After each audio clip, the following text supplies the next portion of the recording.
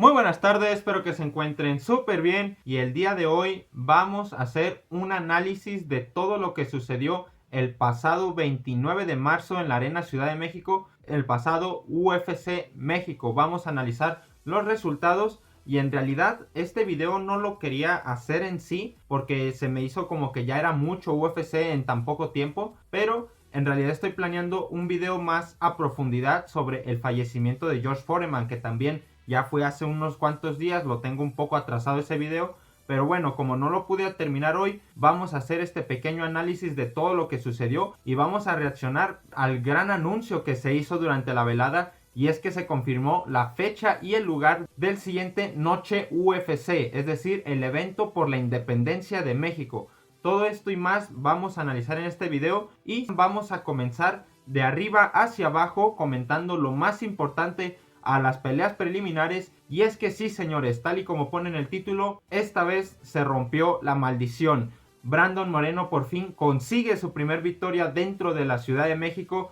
Es una cosa que ya era una maldición, tal cual como lo puse en el título, ya era una tendencia, o sea, ya no es que solamente fuese una moda, sino que ya era un peso encima que él tenía. Él rompió en llanto en cuanto se terminó la pelea, porque sabía que era una enorme presión la que tenía encima de no haber podido nunca ganar dentro de la Ciudad de México. Le habían dado la oportunidad 3 veces y las 3 no había podido salir con la mano alzada. 2 derrotas y un empate. Ese empate muy injusto, la verdad. Debería haber sido victoria. Y una de esas 2 derrotas fue por decisión dividida, justamente la del año pasado. Esta vez Brandon Moreno se puso, por así decirlo, en el papel de representar a México en este evento que se hizo en la Ciudad de México, y esta vez fue contra Steve Erceg, un rival que, si yo bien dije que debería haber sido un poco más fácil en la previa de este evento, pues resultó ser un rival bastante difícil. Y es que pues lo que ya se sabía, ¿no? Los dos son muy buenos strikers, los dos son muy buenos boxeadores y prácticamente toda la pelea se desenvolvió en pie. De hecho, las grandes ventajas de Brandon Moreno por las cuales se impuso a Steve Erceg, se podría decir que era un poco más la iniciativa, el ataque, porque Steve Erceg es un peleador que siempre busca el contraataque, siempre busca meter ganchos al cuerpo o ganchos a la cabeza mientras el rival avanza hacia el frente de él. Entonces Brandon Moreno siempre estuvo muy atento de eso, dominó el primer asalto. Los de en medio más o menos se le complicaron, si no me equivoco acabó perdiendo uno de ellos, pero hubo uno que ahí anduvo, o sea, fue muy justo. Y los últimos 2 creo que Brandon Moreno sí o sí se los llevó. La decisión acabó siendo 49-46, creo que prácticamente decisión unánime por los 3 jueces. Y fue una pelea bastante pues deslucida, porque como digo, Steve Erceg estaba nada más atento al contraataque, estaba retrocediendo, girando alrededor del octágono, y Brandon Moreno era quien tenía que ir hacia adelante buscando ese golpe o buscando atacar, y al mismo tiempo no dejarse contraatacarse. Es difícil poder engancharse en un intercambio de golpes largo con alguien que es muy bueno contraatacando, porque sabes que cuando tú vayas tirando 2, 3, 4, 5 golpes, alguno de los de tu rival va a acabar conectando, y eso es difícil. Entonces es más fácil simplemente conectar uno y salir, conectar uno y salir, conectar 2 y volver a salir. Y así fue prácticamente toda la pelea. Se puede decir que no es la pelea más atractiva que ha tenido Brandon Moreno en sus últimos 5 años, pero bueno, es una pelea que fue muy dura para él, tuvo mucha presión, tenía mucho compromiso, igualmente la gente lo disfrutó mucho, y yo creo que sí o sí le debería de dar la oportunidad para pelear por el cinturón del peso mosca de la UFC. Y es que hay un cierto debate alrededor de esto. ¿Quién es el que se merecería la oportunidad? Porque por un lado tenemos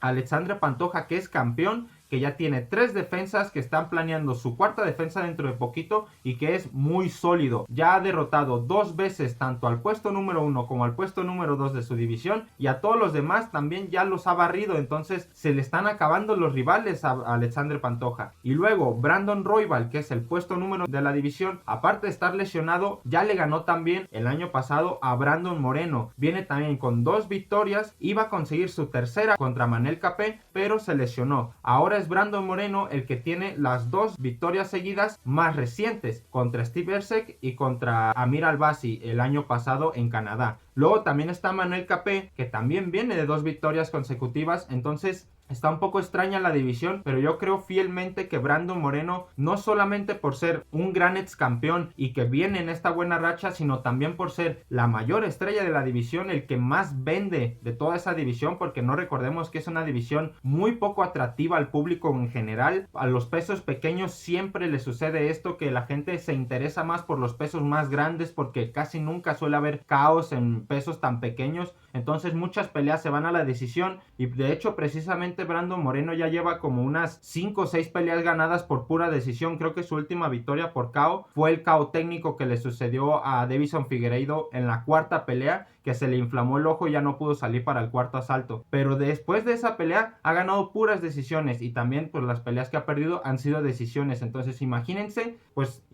el tipo de peleas que se dan en esta división, cuando en otras a lo mejor todas las peleas de campeonato acaban por KO, que también es muy difícil, pero bueno, estadísticamente hablando, esta división siempre ha tenido ese problema, ¿no? De que no hay tantos KOs tan espectaculares y por ende la gente no le presta tanta atención. Pero la división es muy competitiva, y como yo digo, Brandon Moreno es el mayor vendedor de toda esta división. Aparte de ser 2 veces ex campeón, es el que más cerca ha estado de quitarle el título a Pantoja en su segunda pelea, precisamente cuando Pantoja se hizo de campeón, y es el que más historia tiene dentro de la división, porque tiene 4 peleas con Deiveson Figueiredo, le ha ganado 2 veces a Kai Kara-France, está 1-1 con Brandon Royval y le ha ganado a un montón de contendientes y a expeleadores que incluso ya están retirados o de nuevos prospectos, como puede ser al propio Steve Erceg o como puede ser Amir Albazi. Brandon Moreno se merece esa oportunidad, y precisamente con el anuncio de Noche UFC en septiembre cobra muchísimo sentido, porque la Noche UFC, el evento que va a ser cerca del fin de semana de la Independencia de México, creo que ese sábado cae 13 de septiembre y la Independencia es el 16, pero bueno, ya saben que se adaptan las fechas. Ese fin de semana va a ser pago por evento, es decir, necesitan peleas de campeonato, necesitan peleas grandes para vender el evento, así que Brandon Moreno sin duda alguna se puede llevar esa gran oportunidad. Y ya que menciono el tema de la Noche UFC, de una vez adelanto el tema, y es que va a celebrarse en Guadalajara, Jalisco, México. Así es, va a venir a mi casa. Literalmente soy el hombre más afortunado del planeta, porque la UFC no pudo venir más cerca. Espero poder reunir suficiente dinero para poder juntarme una buena entrada desde la cual se vea relativamente cerca. La Arena Guadalajara había presentado ciertos problemas, y es algo que pasa muy común aquí en Guadalajara, Jalisco, México, y es que las obras siempre se retrasan. O sea, aquí hay como 2-3 obras que si tú las ves ya llevan 15 años construyéndolas y no llevan ni la mitad del avance, porque están así como en obra negra, como que se ponen en pausa un año y después le continúan y la vuelven a pausar, y así estaba la Arena Guadalajara. El detalle es que ya empecé a ver varios anuncios, pues un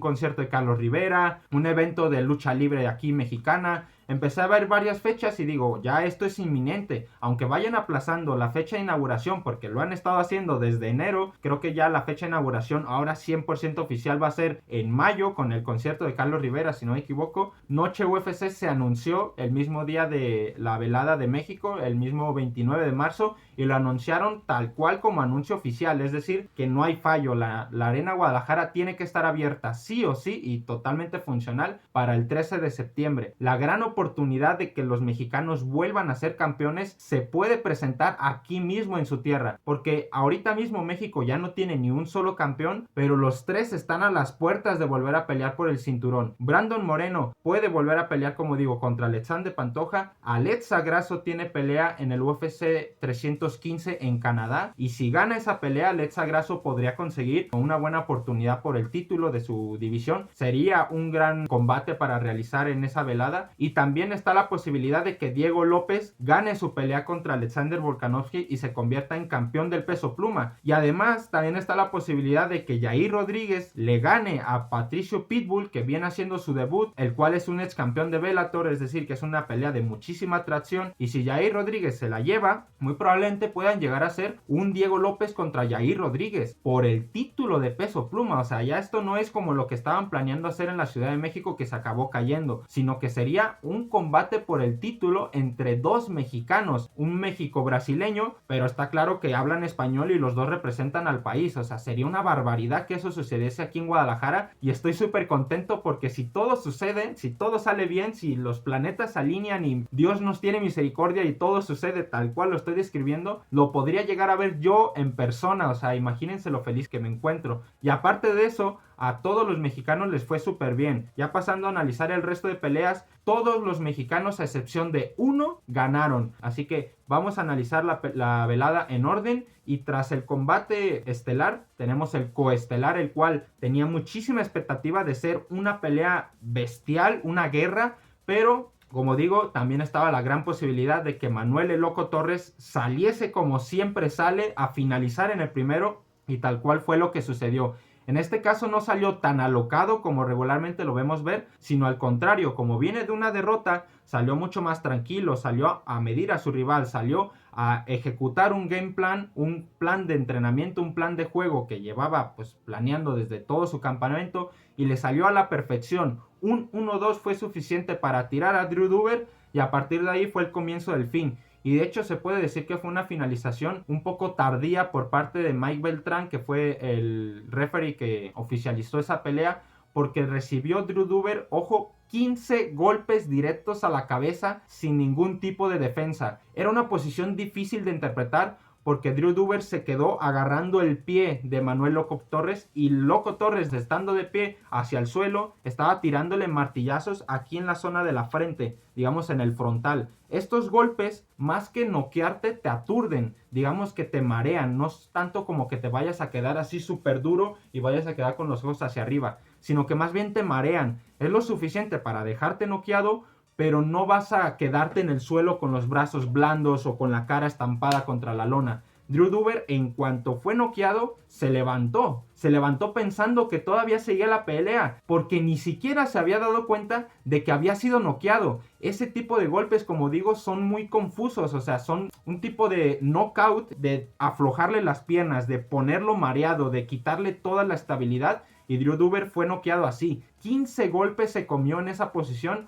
Y pues bueno, está claro que el knockout fue espectacular. El Loco Torres regresó a la victoria. Me alegro mucho por él, salió mucho más calmado, se nota que ganó mucha experiencia y que aprendió mucho en esa derrota contra la Jaula Vagamondes, y veremos a ver qué es lo que sigue para él, porque sus últimas peleas han sido contra peleadores muy buenos, y el Loco Torres es considerado de esos peleadores que siempre dan espectáculo, así que ponerlo en ese pay-per-view de Guadalajara va a ser tremendísimo. Luego tuvimos la pelea de Edgar Chairez, que sustituyó a la pelea de Kelvin Gastelum, la cual se cayó. El pobre de Joe Pyfer, tristemente, mi americanito blanquito, vino aquí a la Ciudad de México y no pudo tolerar comerse unos tacos previo al combate, y el día del pesaje se enfermó. Le pegó chorro literalmente, o sea, declaró que no se pudo subir al escenario porque estaba enfermo del estómago. Y bueno, hizo unas declaraciones como que nunca iba a regresar a México, que somos un pozo de basura y no sé qué, no sé cuánto. Pero pues ya saben cómo son los estadounidenses, no salen nunca del país, pa una vez en la vida que lo hacen, se enferman. Pues oye, claro, si siempre vives en tu burbuja de vivir allá con hamburguesas y con carne pasteurizada, pues obviamente siempre vas a estar adaptado a esa comida. Pero bueno, Kelvin Gastelum tristemente se quedó sin pelear, y Edgar Chairez dio probablemente la mejor actuación de su carrera. Noqueó a CJ Vergara, pero al mismo tiempo lo sometió, porque después de noquearlo, le tomó la espalda y le hizo un mataleón. Fue una pelea muy emocional, principalmente por parte de Edgar Chairez, ya que el año pasado falleció su padre, que al mismo tiempo es su abuelo, es decir, él no tiene papá y su abuelo es su figura paterna. Falleció tristemente antes de la noche UFC del año pasado, es decir, en la esfera, y por eso mismo se vio muy afectado en esa pelea. La perdió por decisión dividida, y ahora se saca esa espinita y al contrario le dedica la victoria a su abuelo, se la dedica a su padre, porque realmente es un padre para él. Y vamos, se rompe a llorar en la entrevista posterior al combate, todo el mundo gritando su apellido en el escenario. Fue una pelea muy muy emocional, sobre todo, como digo, la entrevista fue muy muy directa al corazón de todos los mexicanos, porque pues es un guerrero, realmente es un peleador que nunca se raja, que le ha dado las peleas más difíciles a quienes lo han derrotado, y cuando ha ganado, ha ganado de manera muy sencilla. Entonces, dentro del peso mosca, también es un prospecto muy atractivo para toda la división, y en concreto aquí en México es súper popular. Después tenemos el combate de Raúl Rosas Jr., que probablemente fue el combate más deslucido de todos los mexicanos, pero pues también se entiende porque Raúl Rosas Jr., joder, pues es que es menor que yo, tiene 20 años, o sea, el tipo sale a que lo maten frente a un peleador que también está entrenando para pelear todos los días en la empresa de combate de artes marciales más grande del planeta. O sea, Raúl Rosas Jr. con 20 años se está enfrentando a los mejores del planeta de su división. Da igual a quién le pongan, como si le ponen al peor de la UFC. Está dentro de la UFC, ya eso es muchísimo. Y Raúl Rosas Jr. se acaba de convertir con esta última victoria en el peleador más joven de la historia de UFC en tener 5 victorias dentro de la compañía. Los otros 2 más jóvenes que lo habían conseguido tenían 23 años, los cuales son John Jones y Chase Hooper. Ellos 2 lo habían conseguido con 23 años, pero Raúl Rosas Jr. lo hizo con 20 años. Tiene 5 victorias y una derrota dentro de la división. Y ahora se pone, por así decirse, a las puertas de un rankeado, porque ya con 3 victorias seguidas, pues oye, no cualquiera tiene 3 victorias seguidas fuera del ranking. Sí hay 2 que 3 peleadores muy buenos en el peso gallo, y la verdad es que el peso gallo está muy abundante de prospectos y de peleadores nuevos y de veteranos y de excampeones. Hay muchísimos peleadores dentro de esa división, es una de las más competitivas.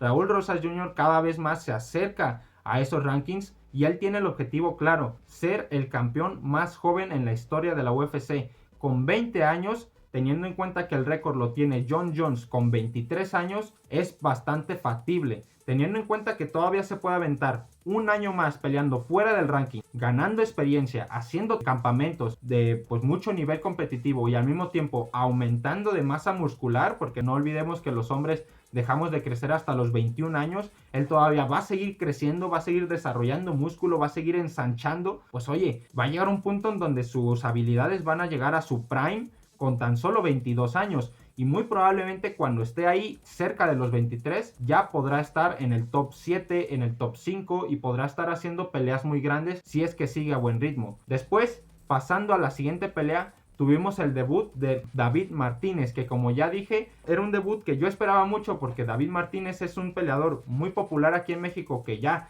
había generado mucha expectativa para llegar a la UFC, incluso sin pasar por un Dana White Contender Series, pero al final lo acabó siendo. Ganó por decisión en el Dana White Contender Series, pero esta ocasión noqueó a su rival en el primer asalto, lo noqueó de un golpe, el tipo se quedó aturdido, le siguió y después le metió un rodillazo que ya ahora sí lo mandó al suelo y en el suelo lo acabó terminando. Fue pues ground and pound, fue un TKO, pero fue fulminante, o sea, el rival quedó completamente con los ojos idos y con las manos abajo en la lona, o sea, quedó inconsciente. David Martínez hizo una locura de debut. Muy pocos peleadores consiguen un debut de esa manera y menos delante de su gente. O sea, David Martínez era el gran favorito en esa noche. Y no olvidemos que David Martínez es un doctor, o sea, la mitad de su vida se la dedica a estar sentado en un escritorio estudiando o a estar en un quirófano atendiendo pacientes. O sea, no olvidemos eso, que la mitad de su vida está ocupada en la medicina y la otra mitad le da suficiente para ya ser un peleador profesional dentro de UFC. A mí eso me parece una barbaridad. Y ya después, pasando a la última pelea de esta cartelera estelar, que fue el único mexicano que perdió, Lazy Boy Rodríguez, Luis Ronaldo, perdió contra Kevin Borjas en una pelea pues algo deslucida, pero que realmente también es porque teníamos mucha expectativa sobre ella. Y Lazy Boy, pues por así decirse, le cierran la boca, recibe un golpe de humildad, porque pues si bien tampoco no es como que sea demasiado egocéntrico o demasiado engreído o que ataque a sus rivales, pues sí que se le da por insultar, sí que se le da por menospreciar. A Kevin Borjas le estaba diciendo en los medios: ¿quién es este güey? ¿Quién lo conoce? Yo no lo conozco, no sé ni quién es. Y ese tipo de actitudes, cuando ganas, pues a lo mejor te refuerzan el mensaje, pero cuando pierdes, te dejan muy mal, te quitan todo el hype. Y más si fue muchísimo lo que tú dijiste, ¿no? Cuando tienes un rival que está hablando mucho, el otro no dice nada y gana, pues es que es cuando dices, joder, mejor haz las cosas dentro del octágono y déjate de mamadas, ¿no? Pero bueno, también es verdad que él está muy joven, También es verdad que dio una pelea de 3 asaltos, es decir, que no lo finalizaron. Lo tocaron varias veces, lo mandaron a la lona varias veces, pero no lo finalizaron. Y pues bueno, yo creo que aún está a tiempo de aprender. Yo creo que todas las derrotas siempre dejan un mensaje. Él va a aprender a respetar a su rival y a respetar a la gente peruana, porque Kevin Borjas era de Perú. Y Kevin Borjas salva su trabajo, porque ya llevaba 2 derrotas consecutivas y joder, si hubiera perdido una tercera muy probablemente lo hubieran despedido. Así que va a renovar contrato, me alegro mucho por él y pues le dio un gran, por así decirse, bajón de hype a Lazy Boy Rodríguez, que salió con Julio César Chávez, ojo, salió con Julio César Chávez en su caminata al octágono, pero bueno, no le sirvió de nada porque no mostró grandes habilidades de boxeo. Esperemos que lo mejore, esperemos que sea un gran prospecto porque la fama ya la tiene. Ahora solamente le falta la gran habilidad. Esto muchas veces pasa con los ingleses, ¿no? Que los ingleses llegan siendo súper mega hiper famosos, pero la habilidad les hace falta muchísimo. Les quieren poner en las peleas más grandes, pero no están al nivel y acaban perdiendo. Esperemos que no sea el caso, esperemos que Lazy Boy se recupere. Y bueno, ya por comentar un par de peleas más, Lupi Godínez le pasa por encima a su rival, a Julia Polastri. Era bastante esperable. Lupi Godínez ya lleva unos cuantos combates enfrentándose a peleadoras dentro del ranking. De hecho está rankeada en el número 11 y tiene un par de victorias sobre rankeadas. Tiene un par de derrotas sobre rankeadas. Y esta chica, aunque estaba fuera del ranking, pues ya estaba aspirando a entrar. Si lo hubiera ganado a Lupi, se hubiera quedado con su posición. Así que no era cualquier rival. Era más larga, era más alta. Y aún así Lupi Godínez le pasó por encima con la lucha. De hecho, Lupi Godínez se puede decir que viene de la lucha. Es un poco raro decir que un mexicano viene del wrestling, pero es que Lupi Godínez se fue a Canadá. Y Canadá también es una de las potencias del wrestling. Y de hecho su hermana, que se llama Ana María o Ana Laura Godínez, es luchadora profesional. Acaba de participar en los Juegos Olímpicos de París de 2024. Perdió, de hecho yo la vi perder en vivo. Le hicieron un 10-0, o sea, fue una barbaridad. La chica salió llorando. Pero bueno, está compitiendo en los Olímpicos, así que imagínense el nivel de lucha que tiene Lupi Godínez como para que su hermana y que sea su principal pues compañera de entrenamiento sea una luchadora olímpica. Es un gran nivel de lucha y lo hizo ver fácil, o sea, realmente le pasó por encima a su rival. Y otra gran pelea fuera del ranking, pero que también vale mucho la pena mencionar, fue la derrota de el Chicho Medina. Que, joder, o sea, el Chicho Medina se le habían dado las oportunidades, ya había mejorado su estilo de vida, se le dio ingreso al PI, ya dormía a sus horas, comía muy bien, empezó a ganar seguidores, tenía una bandera entera detrás de él, o sea, tenía un país completo representándole, que es Bolivia, tenía todo para ganar y en la pelea que se supone que es la más fácil que ha tenido hasta ahora, porque es contra un debutante, lo noquean en el primer asalto y encima lo noquean después de haber dicho, ven, acércate. El tipo le da 2-3 golpes, se aleja, le mete una rodilla, se acaba la pelea. O sea, Chicho Medina nunca lo habían noqueado y es por eso que lo contrataron. Porque en el Dana White Contender Series lo pusieron contra un ruso, que fue durísima esa pelea, pero el ruso se fue directo al hospital habiendo ganado por muy poquito y Chicho Medina se fue comiéndose unos tacos como si nada hubiera pasado. O sea, Dana White se le quedó viendo y dijo, joder, yo tengo que contratar a este hombre porque lo que aguanta no es normal. Después su pelea debut contra Zachary Reese pierde y pierde por muy poquito. De hecho le ponen aprietos a Zachary Reese. El detalle es que Zachary Reese acaba de perder por KO en el primer asalto, entonces parece como que no era nadie. Y ahora que le ponen contra un debutante, que pues sí es un africano de mucho poder, que tenía un gran renombre allá en África y que viene con mucha potencia y con mucho hype, pero era un debutante, o sea, realmente se puede decir que aquí el experimentado era el Chicho Medina por ya tener una pelea dentro de UFC y nada, le pasaron por encima. O sea, yo creo que si no lo despiden ya, le queda una pelea y si es que se la dan, como digo, porque realmente se ha visto muy mal en sus últimas peleas. Todas han sido derrotas, está en racha de 3 derrotas, pero le han dado las oportunidades y no las ha sabido aprovechar. Así que veremos a ver qué es lo que pasa. Y este ha sido, por así decirse, el resumen de la cartelera. No me quiero alargar más porque mis videos últimamente me han quedado súper largos. Estoy muy contento por el anuncio de Guadalajara, como dije. Fue una gran noticia. En cuanto lo supe dije, joder, no puede ser posible, más cerca no me lo pueden traer. De hecho encima es que, como digo, la Arena Guadalajara ni siquiera está inaugurada al día de hoy y ya está confirmado un evento de UFC. Va a ser una barbaridad Espero que sea un gran evento, espero que sea, bueno, no va a estar al nivel de la noche UFC en la Esfera, porque la Esfera es un escenario único en la vida, o sea, no hay nada comparado como en la Esfera, una pantalla circular enorme alrededor del escenario, o sea, es que ningún otro arena o ningún otro estadio tiene esa tecnología, pero joder, la Arena Guadalajara va a ser bastante moderna y esperemos que sea un muy gran evento. Espero poder estar ahí, que Dios nos dé salud y licencia de poder llegar a septiembre, pero también espero poder comprarme una buena entrada, hacer un video incluso así como de vlog, intentando ir a algunas actividades, intentando cazar a algún peleador por aquí. Alexa Grasso es de aquí, Diego López también entrena en Lobo Gym, Irene Algana vive aquí en Guadalajara, Lupi Godínez también está en Lobo Gym, aunque viva en Canadá y ella sea de Aguascalientes. O sea, hay varios peleadores que son de aquí e incluso podrían llegar a contratar más. Y bueno, ya no alargo más este video. Muchísimas gracias por todo. Un like, un comentario, se agradece muchísimo. Y como siempre, nos vemos en el siguiente video.